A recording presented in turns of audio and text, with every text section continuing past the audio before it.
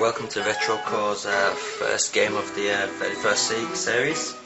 And first up is Rusei Yatsura for the Mega CD. Probably one of the best games for the machine that actually shows off its capabilities, thanks to Game Art's unique animation style. As you can see now, everything on the screen is pure Mega CD power, no FMV whatsoever.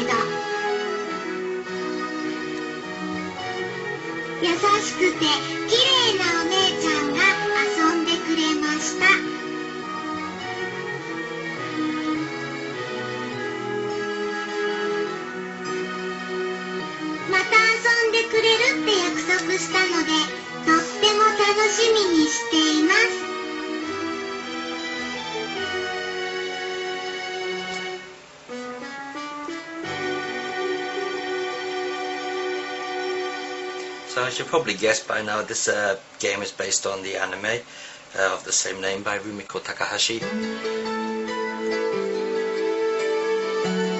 Let's just adjust the camera here.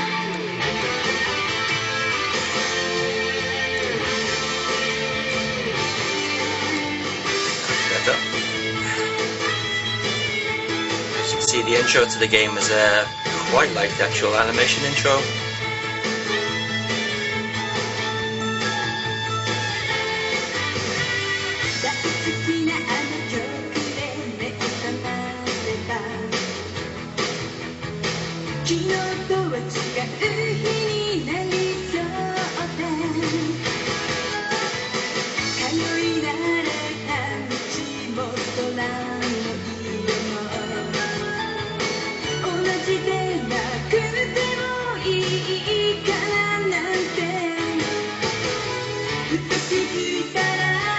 Now what you must remember, this game is like over 10 years old now, and then for its time this was cutting edge.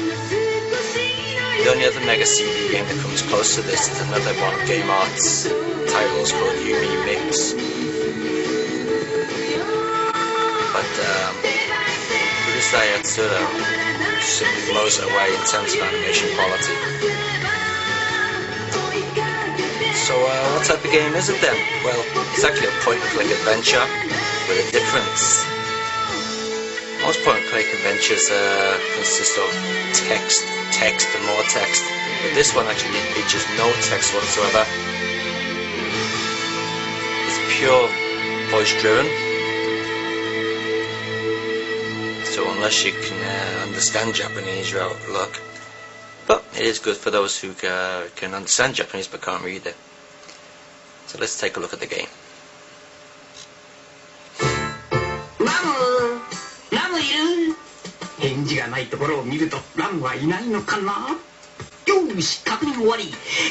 So the guy on the screen at the moment is Ataru.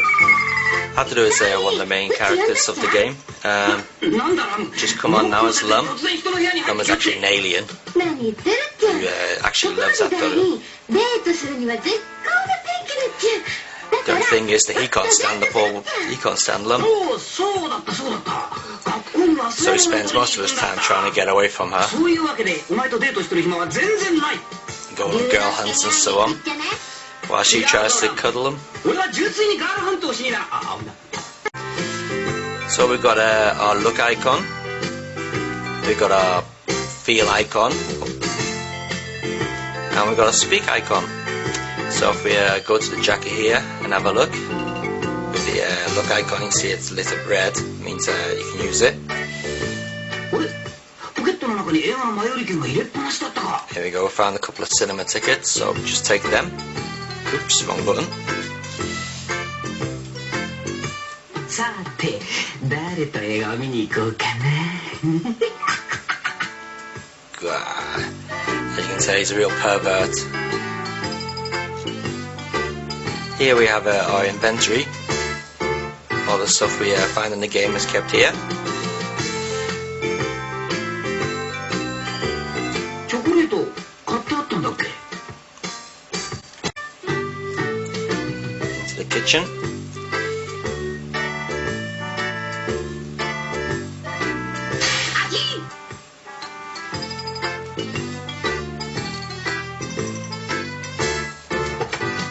Hanka, 賞味期限大丈夫かな? 何々? 2人で温泉旅行に出かけてきます。あとはよろしく。母より。だ? あのな! Fans of the animation will be quite happy with this one. It features all the usual comedy from the anime.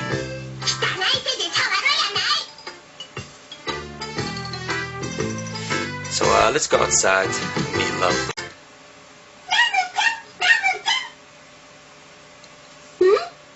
Nada?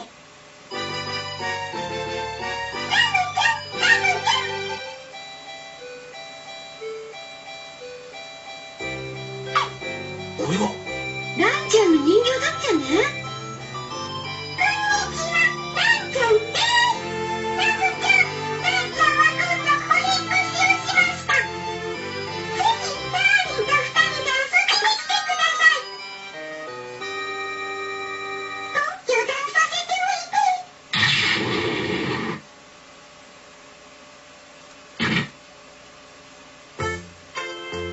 ランちゃん、まだ昔のこと根に持ってるっちゃね。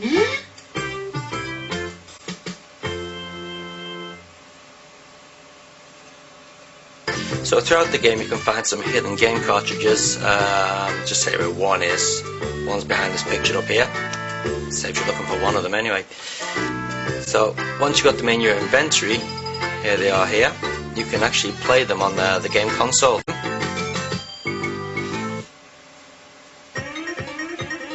Girl Fighter Roo Nitro. To be honest, it's actually a bit on the crap side, but it's quite an interesting freebie.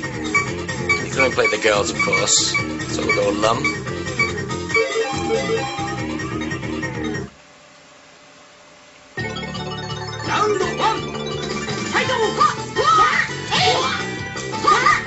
Basically, the bonus game consists of a punch, kick, and that's it really. I'm sure we got a special somewhere.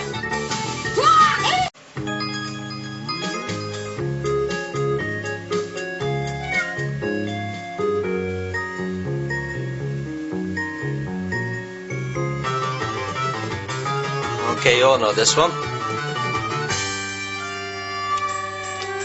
Catch the falling items.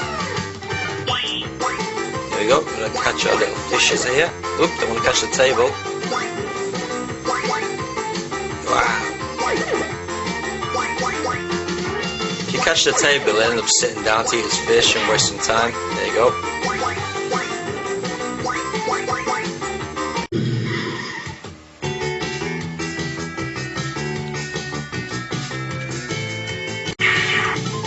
So basically this is sort of like one of the older Atari games. Can't remember the bloody name of it now.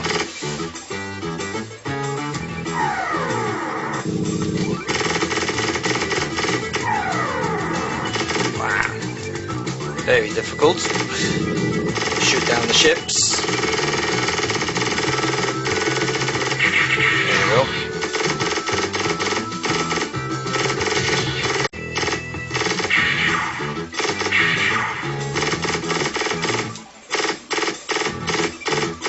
I have to say, the bonus games are quite basic, but they are quite fun. Quite a novel idea, really.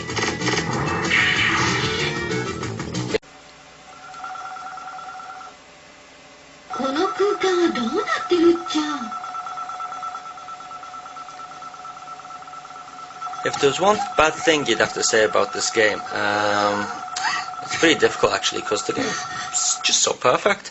You probably have to say occasionally the loading times can be a bit iffy, between animation parts, just stop, whatever.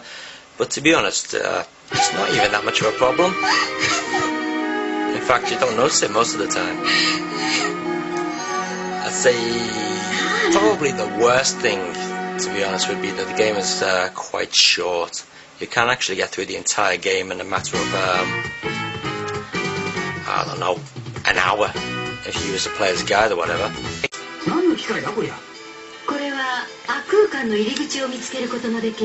So, could you actually recommend this game to people who can't speak Japanese? Well, to be honest, maybe not, but to the fan of the TV series, I think it'd go down quite well.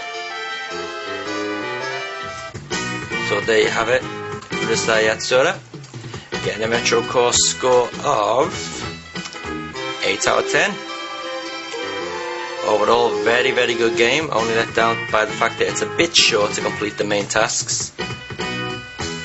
But there's always lots of time to come back and see all the extras. Definitely worth getting if you're a Mega C owner and you're looking for something to impress your mates.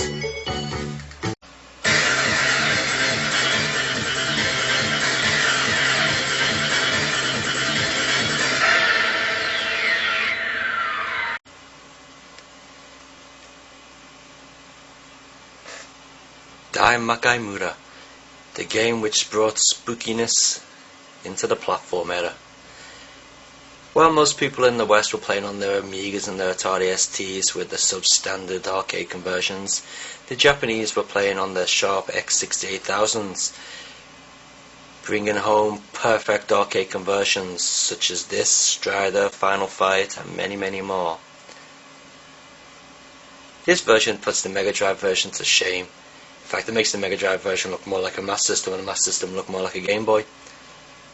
Even the Super Famicom's Super Ghouls and Ghosts is nothing compared to this one.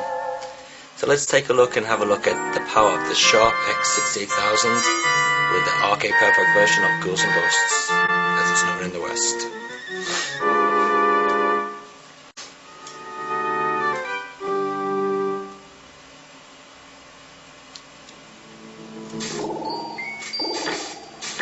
Just look at that. Absolutely pixel perfect to the arcade machine. And absolutely crap game skills from me. The Sharp 68000 was only a 16-bit home computer, I should say. Just like the Amiga and the Atari ST were. The fact is that the Japanese just know what to do better. The Sharp X68000 is capable of reproducing many of the classic arcade games absolutely pixel perfect, as you can see from this. Another one is Strider, which might feature next month's Retro Core. So I'm sure you all know about Ghouls and Ghosts. It features our hero Arthur off to save his lady, she's been kidnapped again. He's got to fight his way through the levels and kill the big demons at the end.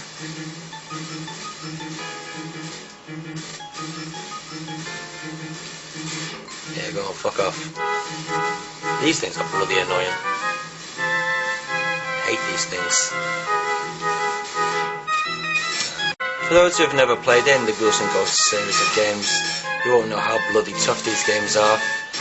Capcom seriously wanted to make people destroy a few controllers when making this game. It's absolutely rock solid. And the worst thing is you've got to finish the game twice before you even get to the ending. Which really pissed people off, or pissed me off, I know that much. But the thing is, Capcom can get away with it because the game is such a classic. The music's great, the graphics are great, the playability is spot on. And it's challenging enough to last you well over a month. Okay, you can see there we've got some shells in the background which weren't featured in the Mega Drive home conversion.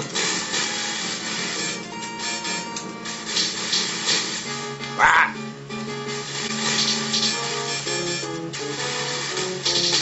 Let's see if we can get the nice catch. There we go, nice catch.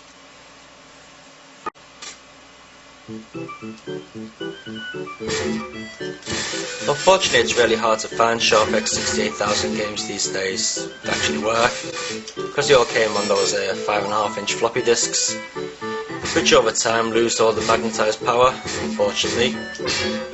So this game that's actually running on a hard drive, since the original discs don't work anymore, which is a shame.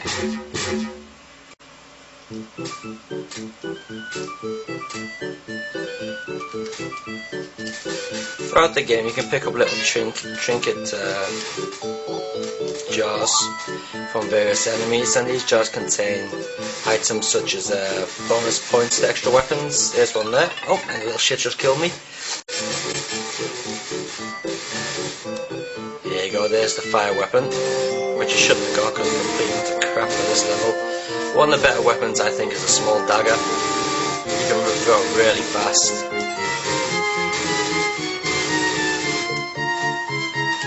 Other weapons include an axe, some sort of a boomerang cross thingy. Apart from the extra weapons, there's the chance to gain some extra power armor, which is coloured gold. With that you can power up your weapon to full potential. Here's the axe.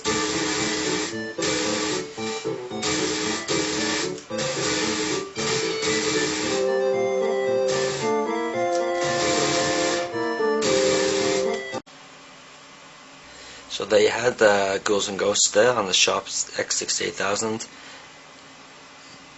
Excellent game, absolutely flawless compared to the arcade. You can't get any better of a conversion, to be honest. So we're going to have to give it a retro core score of 9 out of 10.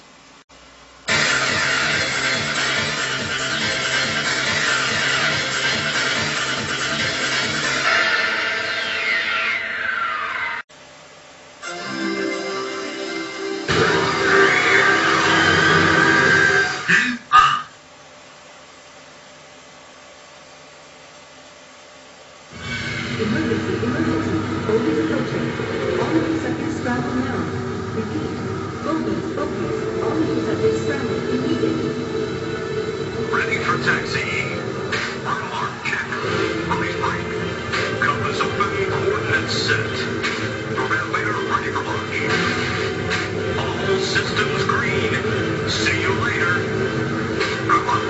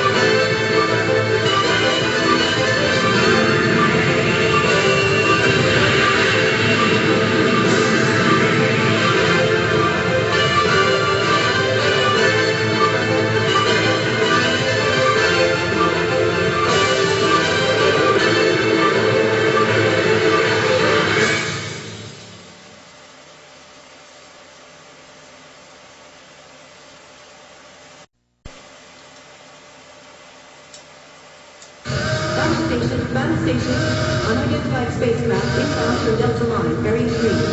Number unknown, but increasing. All 2 squadrons scramble immediately. Repeat, scramble now. Squadron 207, scramble now. Rendezvous with squadrons 279 and 333. Take position for intercept mission. This is not a drill. Repeat, this is not a drill.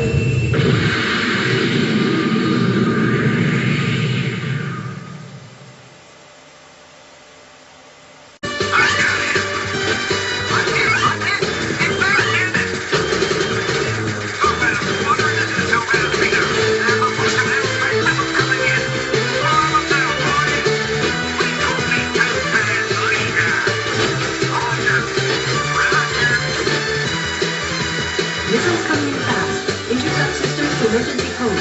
Quick!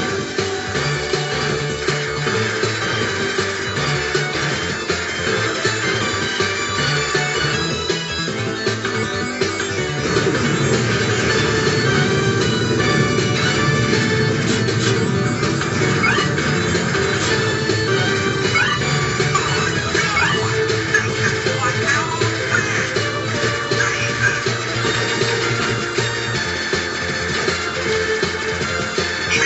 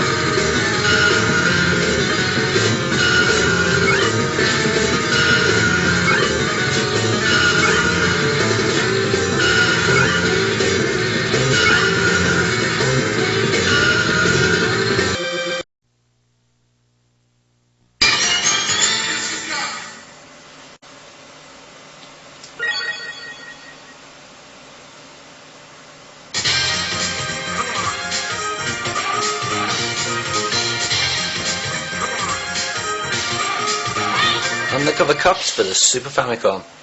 You just gotta love the audio on this game, it's amazing. Conversion by Verdi for the Super Famicom, originally by Item. The Super Famicom conversion is actually quite a good conversion. Graphics are nice and beefy, as you can see. Detail is extremely good. Animations are quite a bit less than the original arcade machine. But everything else is in there. Pick up your weapon. Wow. Nice touch is in this game. To pick up something big, you gotta smack your button a bit. Here, look on the monitor down here. See R-Type playing.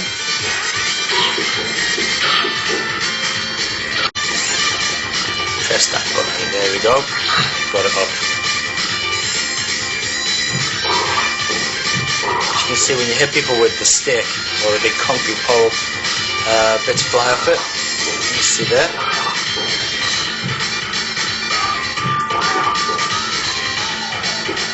Boss time. So a couple of guards at the other side.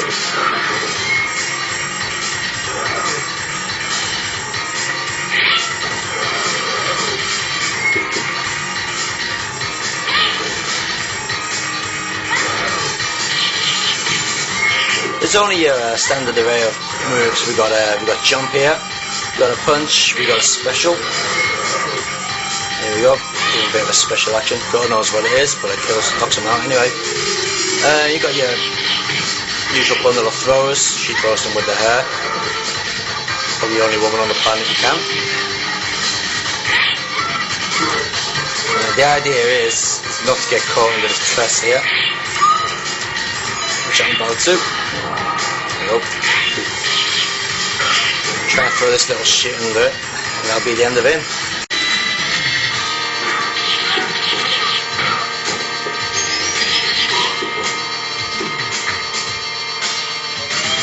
A lot of people may not go for this game, but I quite like it. It makes a change from Final Fight, which is probably the definitive we're going to beat 'em up for the SNES. By no means is Undercover Cops perfect, but it's a hell of a lot better than the rival Turf series by Jellico. Unfortunately, Undercover Cops does suffer from quite a bit of slowdown at times, which is a bit of a downer. Like most beat-em-ups of its time, though, you don't seem to get much more than 4 or 5 characters on screen at once. Probably one of the only games that does have more than that is probably Streets of Rage 2 on the Mega Drive, or Streets of Rage 3 as well.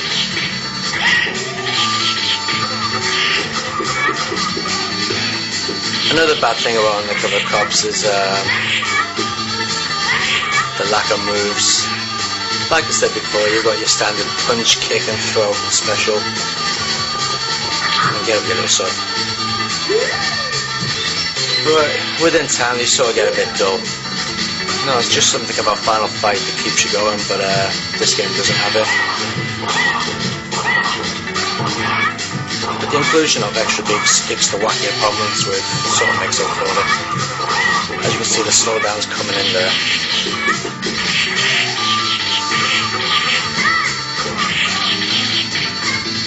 Give it a special. Oops.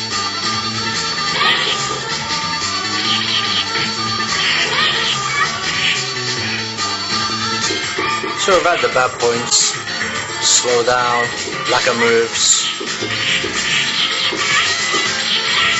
But the Undercover Cops certainly had some good points. But a beat 'em up has got quite a variety of levels. Before you saw the elevator level, which of course Streets of Rage 2's got. But this level is quite different from the usual beat 'em up affair. You've got to progress along the level. If you don't progress fast enough, you're going to drop off as the level disintegrates under your feet. Just throw these little bitches off. Go on, get off. You too, especially you off.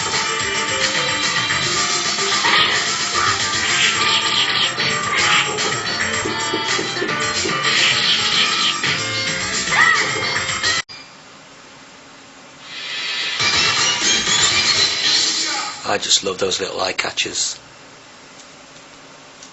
Just like a Japanese animation.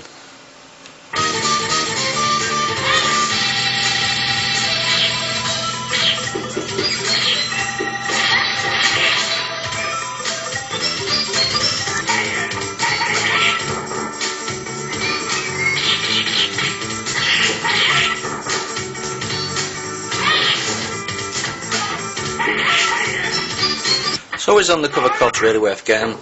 But if I was one of those tits from Gamesville, I go, you know me, Daz, it's all about the gameplay, I'm into my beat-em-ups. So I'd have to give it a bloody 10 out of 10. But to be honest with you, it's a good game, it's got its downfalls, slow down and so on. But I'm going to have to give it a score of 6 out of 10. Being one of the later Super Famicom releases in 1995, you'd expect it to be a little bit better programmed without the slowdown.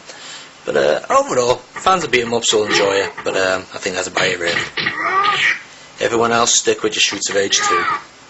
Or if you don't own a Mega Drive, get yourself Final Fight.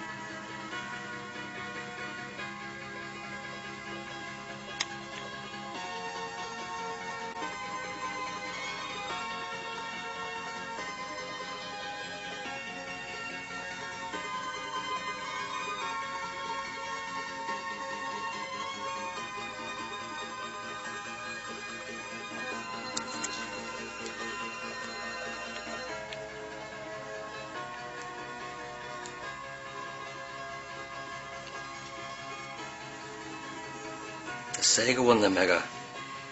In a world where consoles look like they were designed by the guy who invented the Rubik's Cube, the Sega Wondermega is the only sexy console available. Sega Wondermega by Sega and Victor of Japan, better known as JVC. This is Sega and JVC's attempt to make a console together. This is in fact the Sega branded version, which is rare of the two. Both of them are quite rare these days to find in such new condition as this one. This one's actually mint, perfect condition.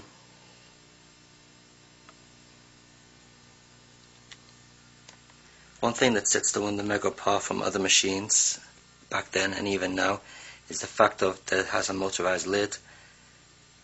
You have to use the control panel to get your CD games out. So you just press open here and look what happens. Sexy or what? The CD drawer is surrounded by these two green lights which seem to look yellow on this tape.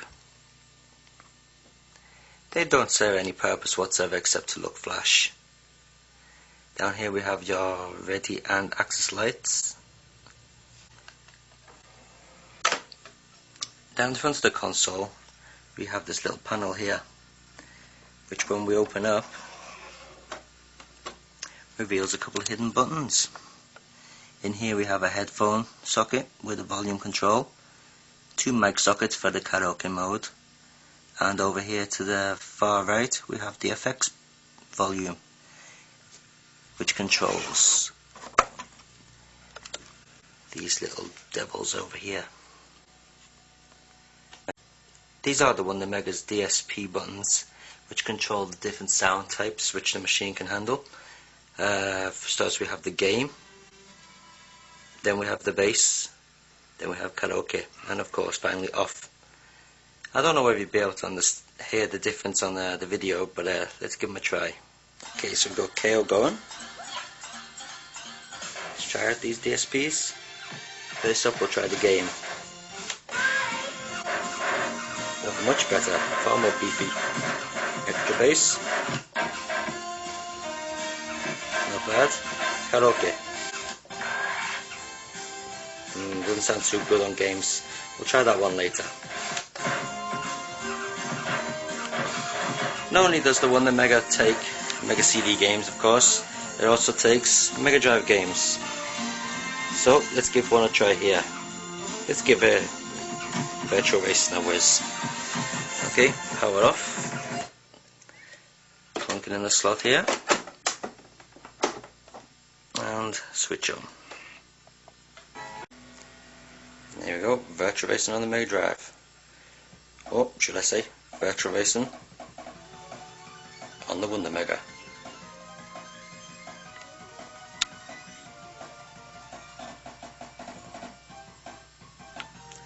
Let's take a look around the back of the machine.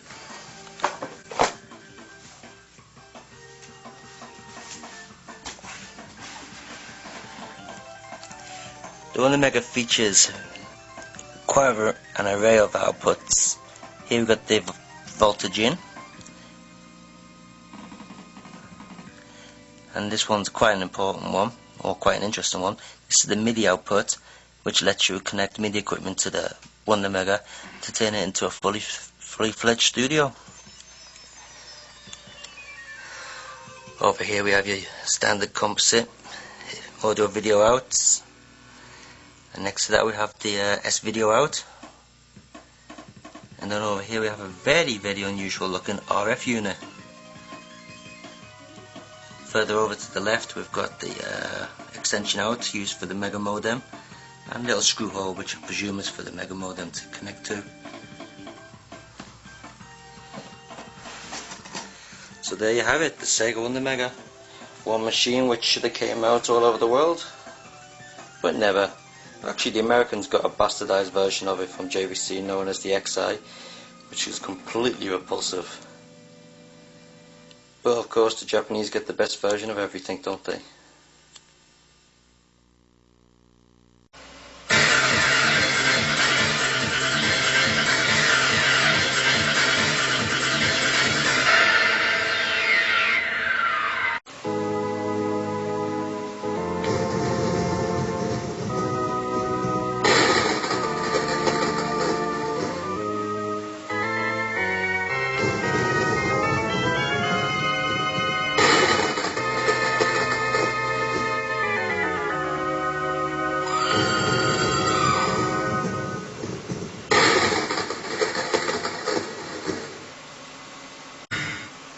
Long before the PlayStation generation, gamers never knew what it was like to be in fear. But the veteran gamer knew quite well that Resident Evil was not the original survival horror. Namco Brothers Splatterhouse.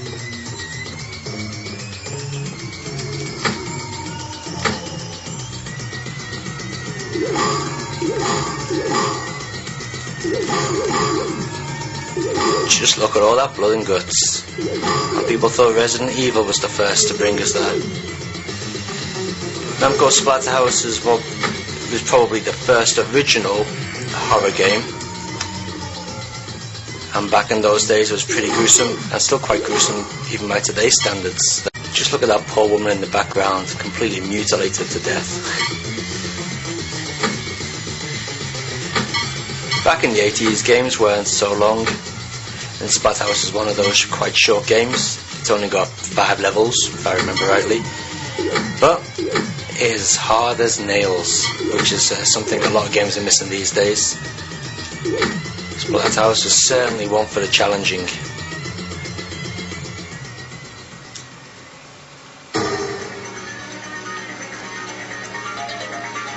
Many older gamers might remember this bit being a complete pain in the ass.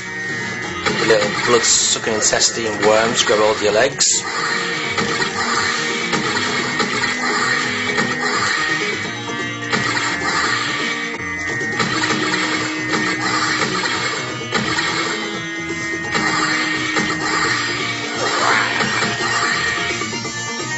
There you go, surprise one jumps out here. Fuck off.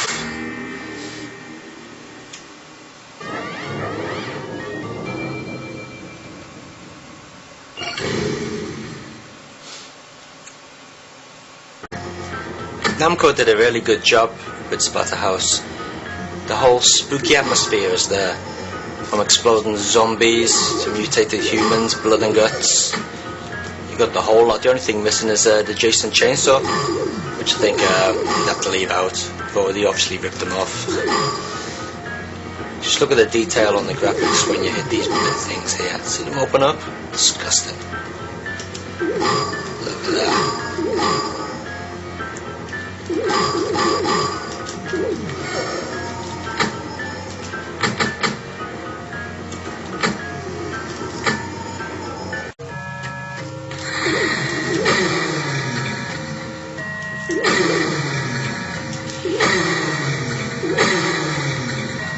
The whole thing about Splatterhouse is perfect precision. Even if you're just the slightest pixel off, you end up falling to your doom. The whole game takes what most games don't take these days. It's quite a lot of skill.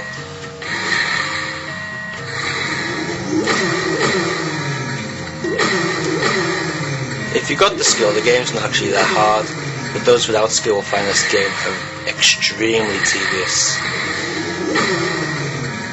Not as hard as the Mega Drive sequel, Splatterhouse 2, but still quite a challenge.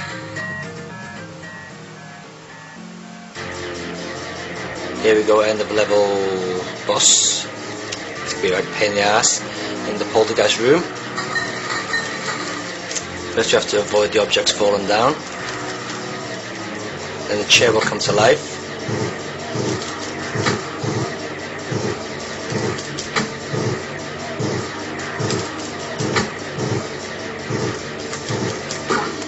Next is the daggers.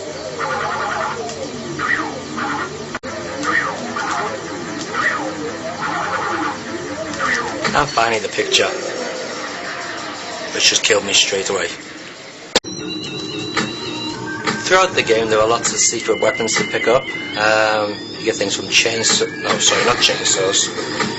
meat cleavers, even a wrench to throw at people, spears and whatever, but this is my favourite, the shotgun. Just take out the Texas Chainsaw Massacre Maniac here. Now this guy can be a right sod. His reach is far greater than the main characters. So the thing to do is jump in, hit him a couple of times and get out of the way. Not like that. What a twat.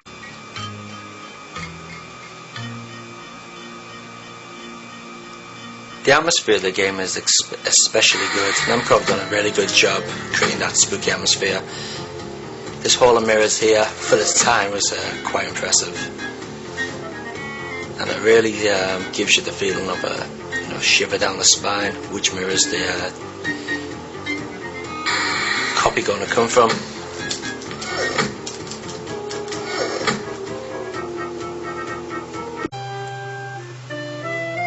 Here's his girlfriend. Is she safe?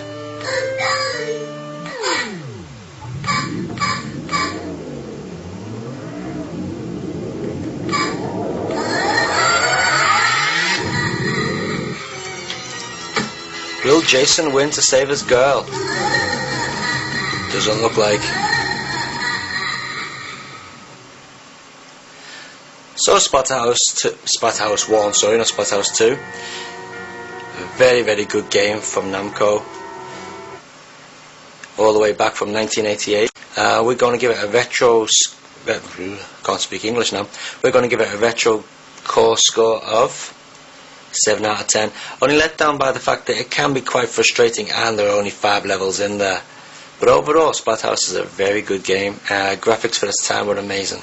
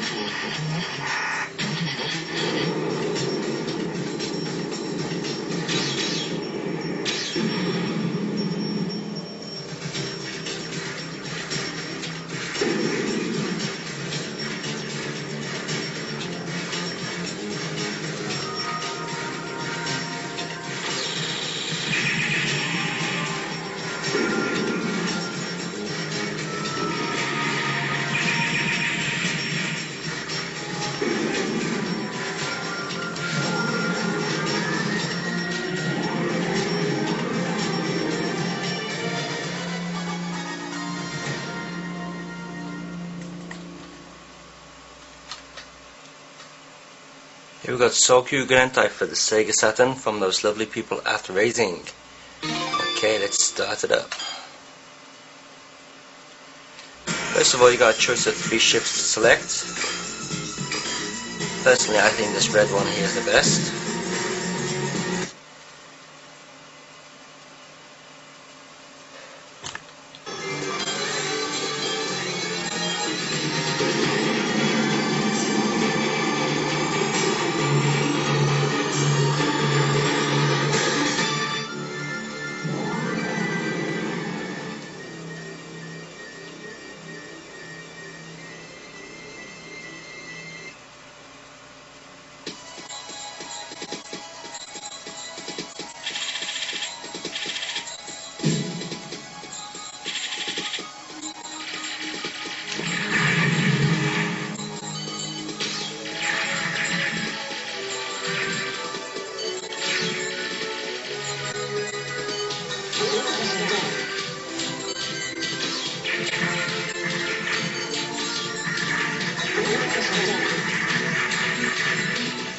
Sokyu Gentai comes to us from Racing, as said.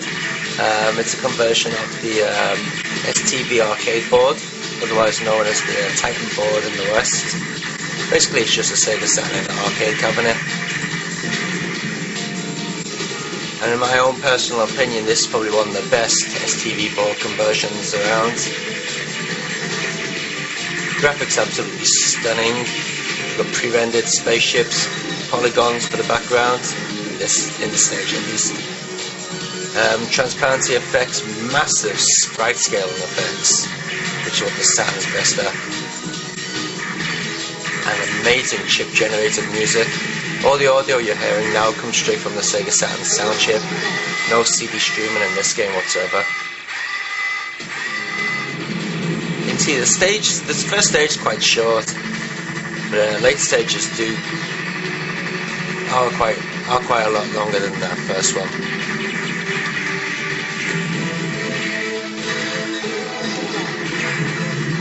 We also let loose with a cluster bomb.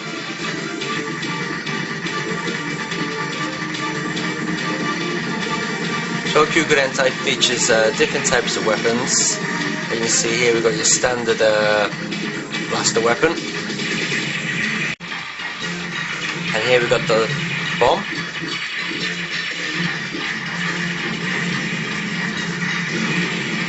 A most important is this laser lock-on here.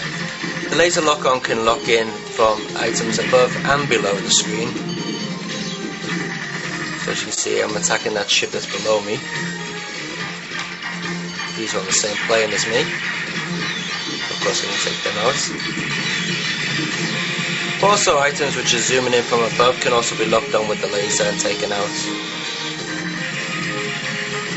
There are actually two types of lasers. This one, the one that you just saw, which is probably the most useful. And then we have this one here, which is more of a cluster attack. See it there? It's a lot more powerful than the laser, but it doesn't let as many clusters out is what you get with lasers. So while the laser is less powerful than the cluster attack, you certainly hit a lot more objects and it seems to be more effective overall.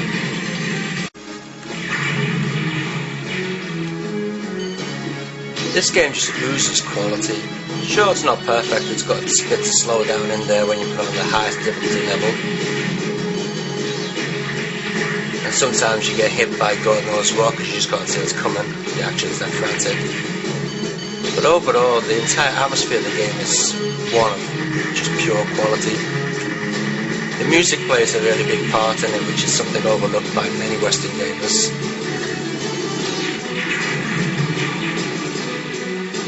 It just gives you that sense of being at war with the military attack.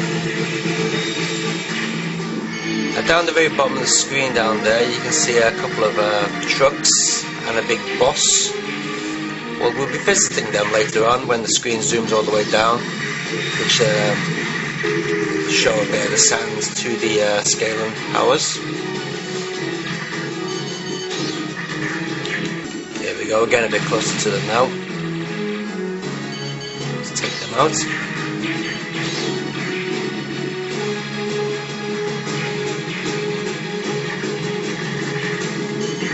Ah, shit. That one got me.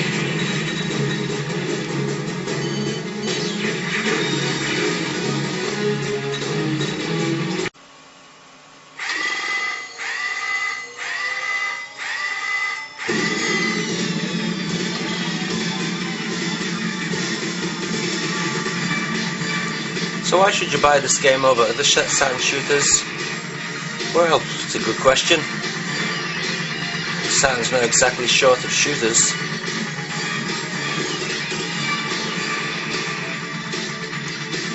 But I'd say, to the defense of this one, it's probably got the graphic quality higher than most Saturn shooters out there. The sound is amazing. The playability is spot on. You can't fault the playability at all. And it has this one extra feature that keeps you coming back. Just take a look. It's the extra options menu. In here you get the chance to change all sorts of different options to customize the game. Of course you got your button configuration there, which is probably the only thing in the entire game in English. Here we go, how many times you finish the game, where if you have to loop the game twice before you get the ending and so on. The amount of lives you can have, the amount of bombs you can have. This one I haven't figured out what it is yet. These options open up the more you play the game, so obviously I haven't played it enough to open up these. This option here allows you to config whenever you get extra bonus lives and so on.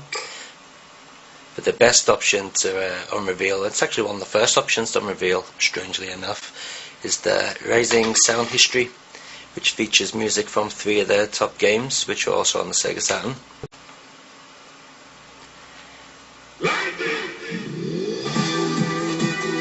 And these feature all the different music from the games, so you can listen to all your racing favourites on your Soul-Goo Gurentai. So Retroscore has to give I can't even say the name now, has to give Soul-Goo Gurentai quite a good score. It's got the playability there, it'll keep you coming back for quite some time. You know, it's got the extra options, the challenge and everything. We're going to give it a score of 8 out of 10.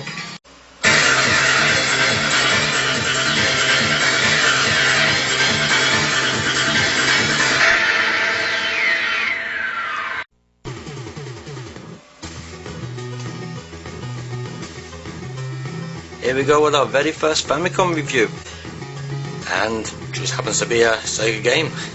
Okay, so here we got Afterburner 2. Famicom version was released by Sunsoft, or reprogrammed by Sunsoft,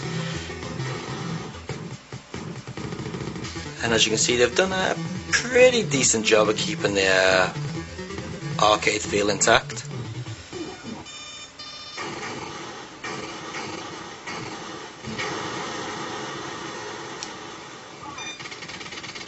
Graphic wise, it's not too bad for the Famicom, that is.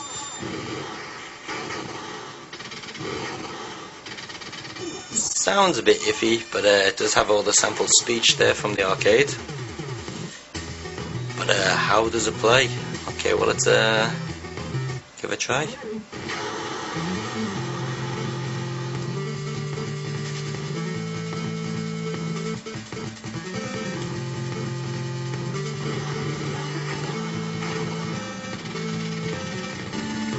Okay, well, the controls are actually quite responsive.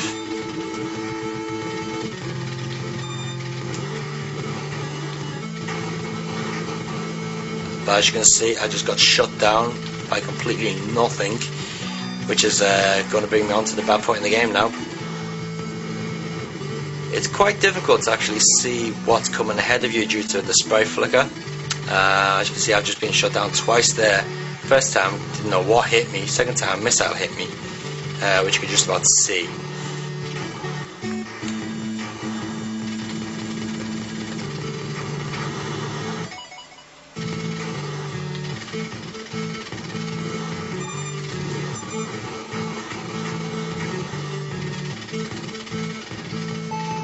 The actual movement of the plane itself is pretty restricted. It doesn't feel as smooth as the Master System version. And as you can see again, I just got killed by completely nothing.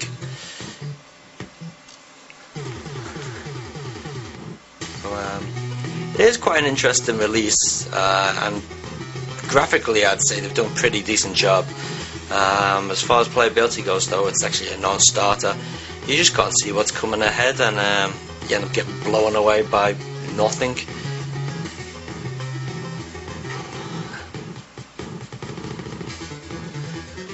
So unfortunately, Afterburner on the Famicom doesn't actually get quite high marks. We give it a retro core score of only 3 out of 10.